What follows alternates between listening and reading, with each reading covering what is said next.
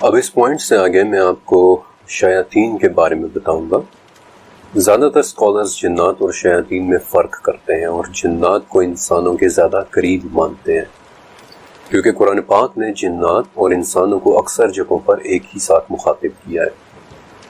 اور ان میں فرق کا سب سے بڑا ثبوت سورہ انعام کی 112ویں آیت ہے کہ ہم نے ہر نبی کے دشمن بہت سے شیاطین پیدا کیے تھے، کچھ انسانوں اور کچھ جنات میں سے۔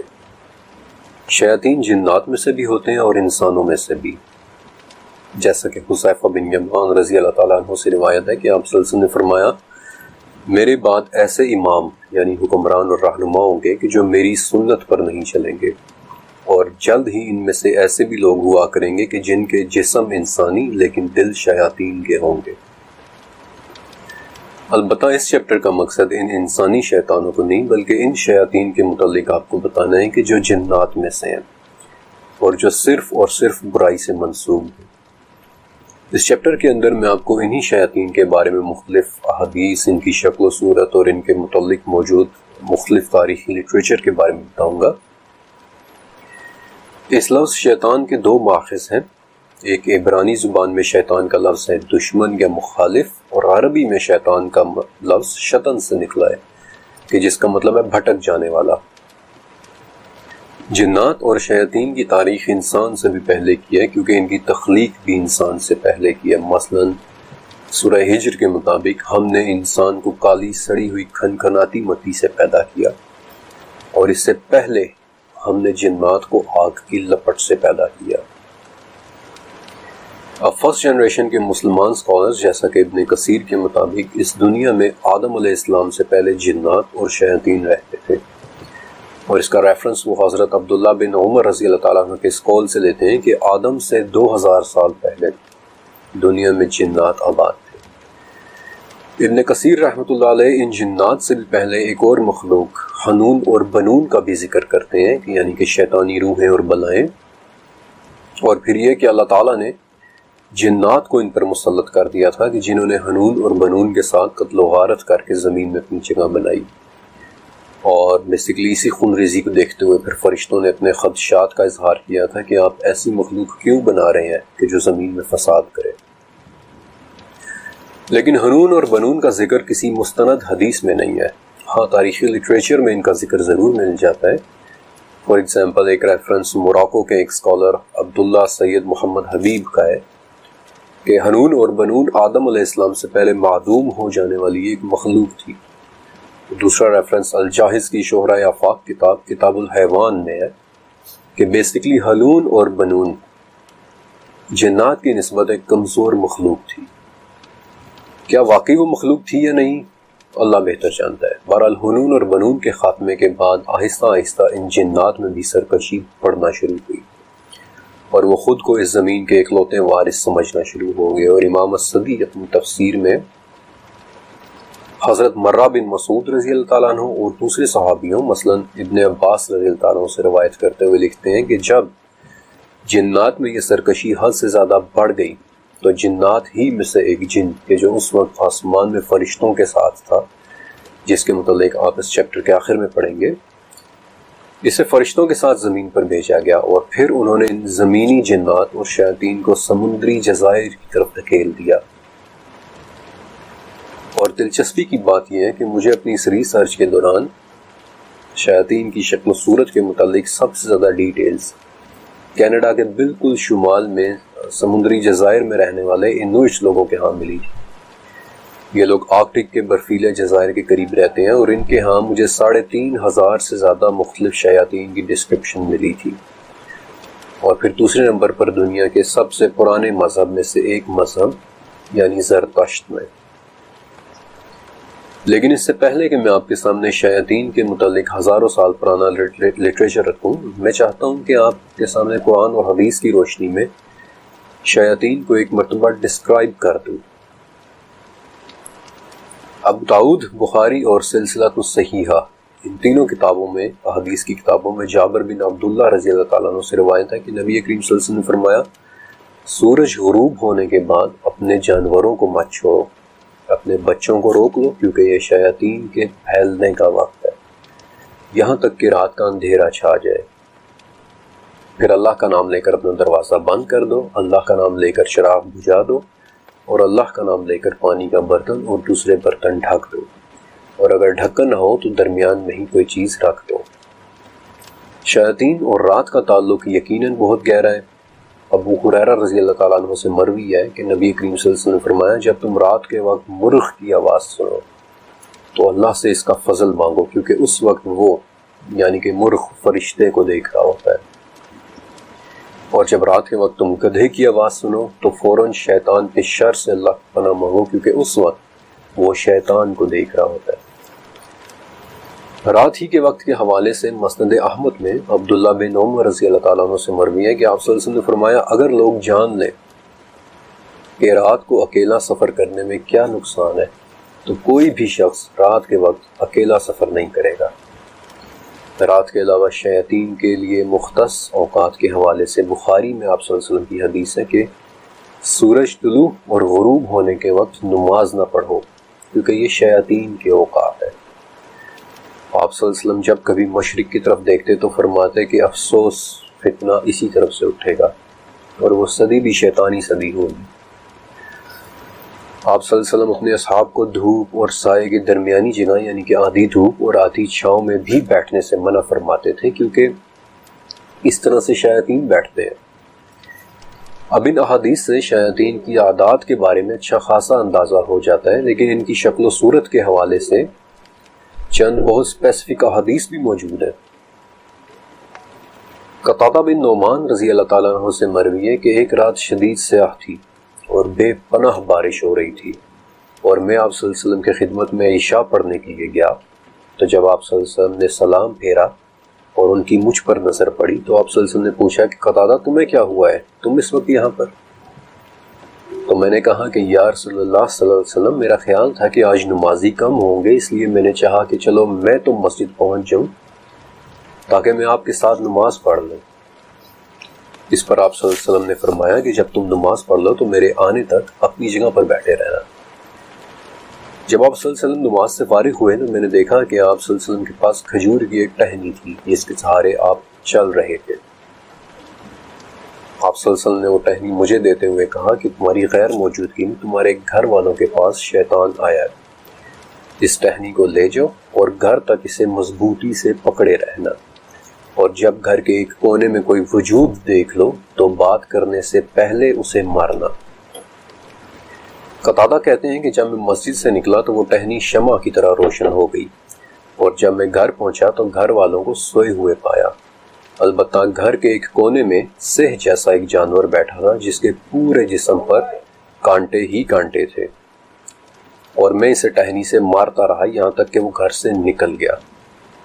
اس وقت قتادہ کے گھر میں وہ شیطان ایک ایسی حالت میں بیٹھا ہوا تھا کہ اس کے جسم پر کانٹے ہی کانٹے تھے، ویسے ہی جیسے سہ کے جسم پر ہوتے ہیں۔ میری ریسرچ کے مطابق احادیث میں شیطان کو جس جانور کے روپ میں سب سے زیادہ بتایا گیا ہے وہ ایک کالا کتا ہے۔ جامع ترمذی اور سلسلۃ الصحیحہ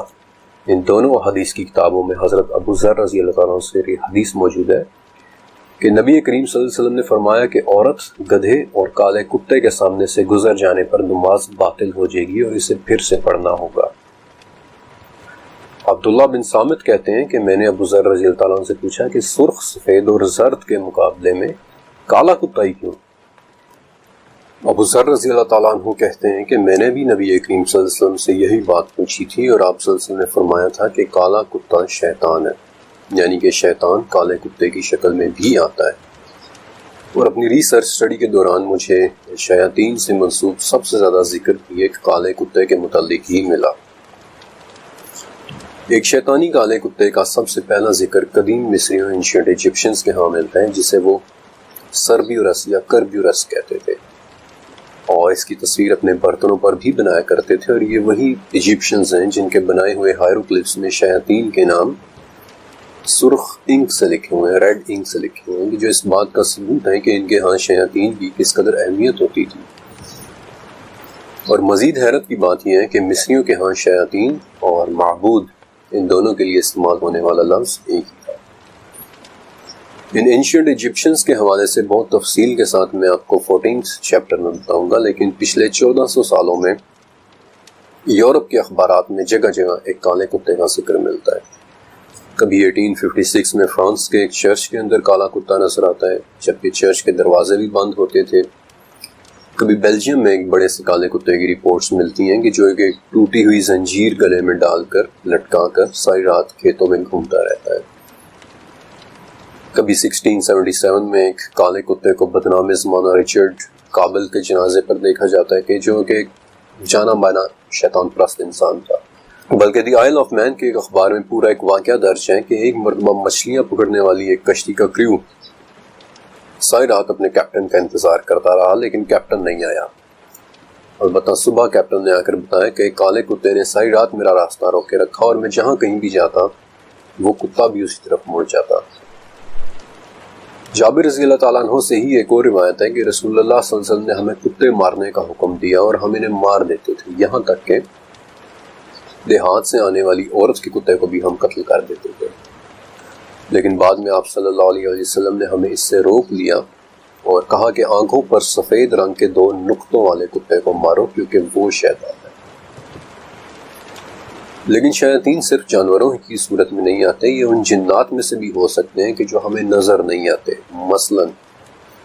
حضرت ابو درداء رضی اللہ تعالیٰ عنہ سے روایت ہے، آپ کہتے ہیں کہ ایک مرتبہ ہم نے نبی صلی اللہ علیہ وسلم کو نماز کے دوران اعوذ باللہ منک کہتے سنا۔ پھر آپ صلی اللہ علیہ وسلم نے کہا کہ اللہ نک باللعنت اللہ،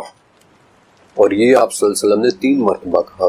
اور اپنا ہاتھ ایسے آگے بڑھایا کہ جیسے آپ صلی اللہ علیہ وسلم کسی چیز کو پکڑ رہے ہیں۔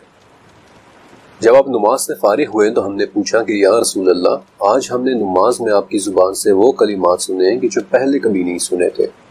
اور آپ نے ہاتھ بھی اٹھایا۔ اس پر آپ صلی اللہ علیہ وسلم نے فرمایا کہ وہ شیطان تھا اور میرے چہرے پر آگ کا ایک شعلہ پھینکنا چاہتا تھا، تو پہلے میں نے اس مخاطب کر کے اعوذ باللہ منک کہا اور پھر اللہ نک باللعنت اللہ کہا اور پھر اسے پکڑنے کے لیے ہاتھ بڑھایا لیکن وہ پیچھے ہٹ گیا۔ ورنہ صبح کو اہل مدینہ کے بچے اس کی لاش کے ساتھ کھیل رہے ہوتے جو گیند کی شکل کی ہوتی۔ اس آگ کے شعلے والے شیطان کے بارے میں یوں لگتا ہے کہ شاید یہ شیاطین کی کسی خاص قسم میں سے ہے، کیونکہ اس طرح کا ایک اور شیطان ایک مختلف واقعے میں ایک مختلف حدیث میں بھی نظر آتا ہے۔ یہ دوسری حدیث بیسیکلی حضرت عبد الرحمن بن خنبش رضی اللہ تعالیٰ عنہ سے مروی ہے۔ عبد الرحمن کہتے ہیں کہ جس رات شیاطین وادیوں اور پہاڑوں سے اتر کر رسول اللہ صلی اللہ علیہ وسلم کی طرف آنے لگے تو ان میں ایک شیطان ایسا بھی تھا جس کے پاس آگ کا ایک شعلہ تھا جس سے وہ آپ صلی اللہ علیہ وسلم کو جلا دینا چاہتا تھا، لیکن اس پر رعب طاری ہو گیا اور وہ پیچھے ہٹنے لگا۔ اور اس وقت جبرائیل علیہ السلام آپ صلی اللہ علیہ وسلم کے پاس آئے اور کہا کہ یا رسول اللہ کہیں۔ آپ نے پوچھا کہ کیا کہوں؟ جبرائیل علیہ السلام نے کہا کہ کہیں، میں اللہ کے مکمل کلمات کی پناہ میں آتا ہوں جن سے کوئی نیک اور کوئی فاجر تجاوز نہیں کر سکتا، ہر اس چیز کے شر سے جو اس نے پیدا کی اور زمین میں پھیلائی، ہر اس چیز کے شر سے کہ جو آسمان سے نازل ہوتی ہے اور اس میں چڑھتی ہے، اور ہر اس برائی کے شر سے کہ جو زمین میں پیدا ہوتی ہے اور زمین سے نکلتی ہے، اور رات اور دن کے فتنوں سے، اور رات کو ہر آنے والے سے سوائے اس کے کہ جو خیر کی خبر لائے، یا رحمان۔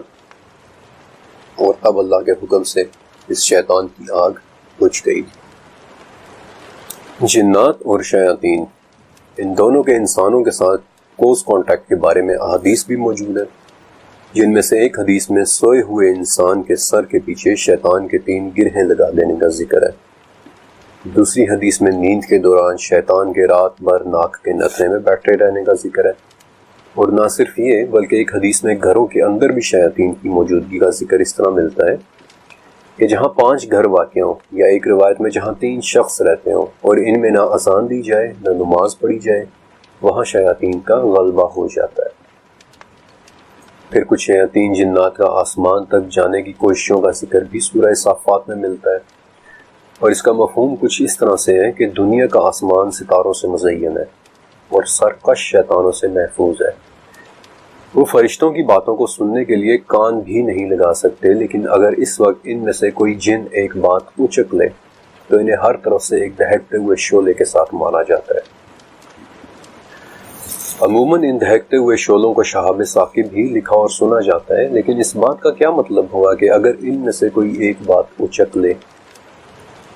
حضرت عائشہ رضی اللہ تعالیٰ عنہ سے مروی ہے کہ ایک مرتبہ لوگوں نے نبی صلی اللہ علیہ وآلہ وسلم سے ایک سوال کیا کہ یا رسول اللہ،